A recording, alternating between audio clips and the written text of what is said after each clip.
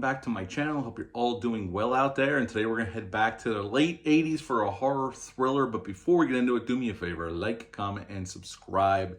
Join me here. I greatly would appreciate that. Also, as always, a shameless plug for my TeePublic store. You'll find a lot of cool merch over there. I'll leave a link for that in the description box below. And did I mention please subscribe? I greatly would appreciate that.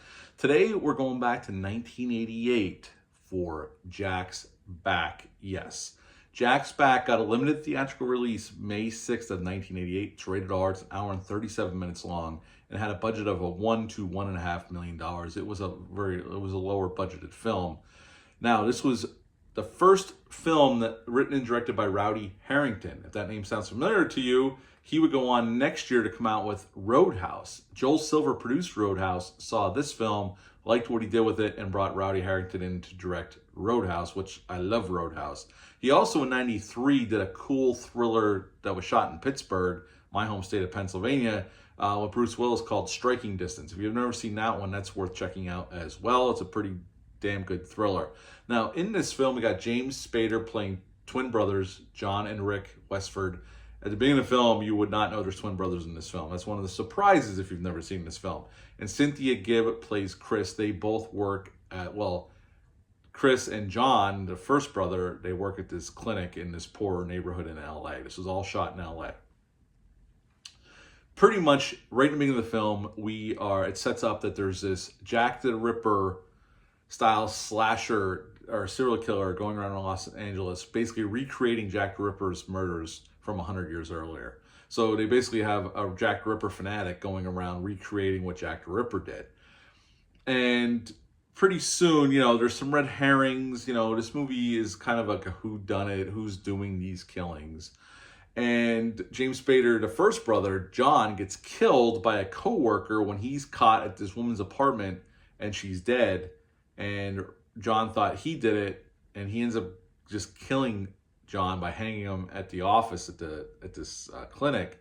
And then Rick shows up to try to figure out what happened to his brother. They've been estranged for some time, but he knows definitely that John was not the killer, and he certainly did not off himself. And him and Chris hook up and are trying to figure out who's doing it, what's going on to clear John's name and Rick's name, because now he's being looked at by the cops as well, because they find out that he just came into town from up Northern California right before the murder started to happen. And that's pretty much Jack's Back. Now, basically there's twists and turns, and then the reveal at the end is that the doctor that runs the clinic is actually the guy recreating the murders, because he goes after Chris and Rick stops him, the cops show up, and that's the end of our film. So what to like about this film? Well, James Spader is phenomenal here. He's great playing both roles, and they are very much two different people. So I always am intrigued by actors when they have to play a twin brother or a twin sister and see how they do with two different roles. And certainly James Spader, this was like one of his first starring roles he ever had at the time in his career, because it was early on. And I think he does a really great job. Cynthia Gibbs does a really nice job as Chris as well. She's always been one of my favorites when she shows up in films, and she's good here as well. Everybody's good. There's a bunch of character actors you'll recognize in this film across the board. There's definitely recognizable faces throughout. I like the setting. I like that they try to tie this into Jack the Ripper. It's just really cool idea, and there's twists and turns along the way. I like the way the movie's shot. It's very smoky movie. There's a documentary on here, and it has interviews with Rowdy Herrington, the director, the cinematographer, the producer, and Cynthia Gibbs on it as well. And the cinematographer goes into why it's so smoky. He didn't have a whole lot of money, so he utilized that kind of to build atmosphere and for lighting techniques that he had, because he didn't have a big rig of lights, so he used the smoke as a way to make the film look like, more gritty and, just more suspenseful kind of lighting. And I think it really works here. I mean, I love the lighting in this movie. I think it looks really great.